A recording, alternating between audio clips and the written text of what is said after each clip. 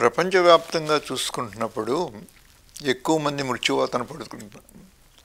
ఒక 10 కారణాలు 10 జబ్బులు మనం చూసినట్టయితే దాంట్లో మొట్టమొదటి 4 మొట్టమొదటి జబ్బు గుండె జబ్బులు, రెండోది ఈ ఊపిరితిత్తులకు సంబంధించిన జబ్బులు, మూడోది డయాబెటీస్ దాని కాంప్లికేషన్స్, నాలుగోది హైపర్ టెన్షన్ దాని రిలేటెడ్ కాంప్లికేషన్. కొద్దిగా అటు ఇటు మిక్స్ అవుతుంటాయి ఇవన్నీను, కానీ ఇవి ముఖ్యమైన కారణాలుగా చూస్తాం.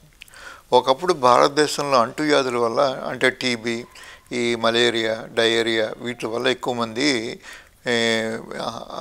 ప్రాణాలు కోల్పోతూ ఉండేవారు. కానీ ఈ మధ్య కాలంలో మన దేశంలో కూడా మనకి ఇంప్రూవ్ అయిన ఈ ఆర్థిక పరిస్థితులు, మన ఎన్నో అవగాహనల పెంచుకోవడం వల్ల ఈ అంటువ్యాధుల గురించి చాలా మట్టుకు నియంత్రించగలిగాం. ఎన్నో ప్రభుత్వ ప్రోగ్రాంలు వీటిని పోలియో ఎరాడికేట్ చేయగలిగాయి, స్మాల్ పాక్స్ అనేది అసలు లేకుండా చేశారు. అలాగే టీబీ లాంటి వాటిని కూడా చాలా మట్టుకు నియంత్రించాం. అలాగే మలేరియా కూడా చాలా చోట్ల లేకుండా చేయగలిగాం. కానీ ఈ మధ్యకాలంలో మనం చూస్తుంటే దీనికన్నా మించిపోయి స్థూలకాయం, ముఖ్యంగా పొట్ట భాగంలో ఎంత ఎక్కువ ఒబేసిటీ ఉంటే, ఎంత ఫ్యాట్ చేరితే అంత ప్రమాదం. దీనివల్లే మన దేశంలో ఎక్కువ మంది డయాబెటీస్ బారిన పడుతున్నారు. ఈ డయాబెటీస్ అన్నది ఒకప్పుడు రేరుగా ఉండే ఈ జబ్బు ఇప్పుడు ప్రతి ముగ్గురులోనూ ఒకళ్ళకి ప్రీ డయాబెటీస్ కానీ డయాబెటీస్ కానీ ఉంది. మొన్న ఇండియన్ సర్వే ఐసీఎంఆర్ వాళ్ళు చేసిన సర్వేలో 100 మిలియన్ పీపుల్కి ఆల్రెడీ ప్రూవెన్ డయాబెటీస్ ఉంది. అంటే ఎంత విపరీతంగా ఎక్కువ మంది ప్రజలు దీంతో బాధపడుతున్నారో మనకు తెలుస్తుంది.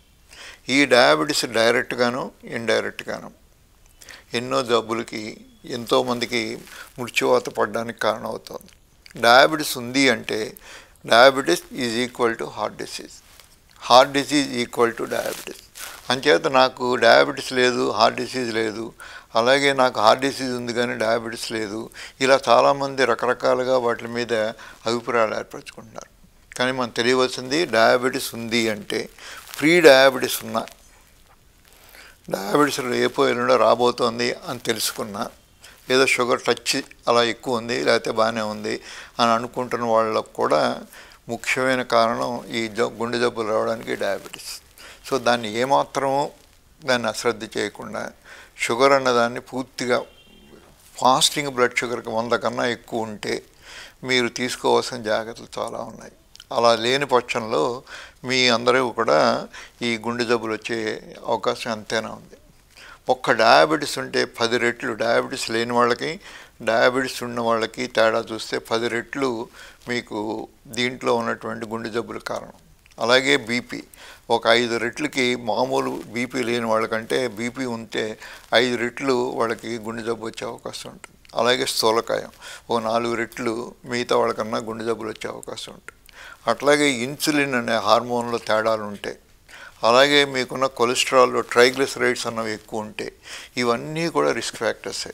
ఈ రిస్క్ ఫ్యాక్టర్స్ని కొన్ని మిగతా ఉన్నాయి, హోమోసిస్టీన్ అని, అలాగే మిగతా చిన్నవి మిగతా వాటి మీద ప్రభావం అంత ఎక్కువ లేకపోయినా ముఖ్యంగా ఈ 4-5 అంటే diabetes, high blood pressure, smoking, స్థూలకాయం, అబ్నార్మల్ కొలెస్ట్రాల్, ఈ 5 కనుక మనం నియంత్రించుకున్నట్టయితే గుండె జబ్బులు రాకుండా మనం కాపాడుకోవచ్చు.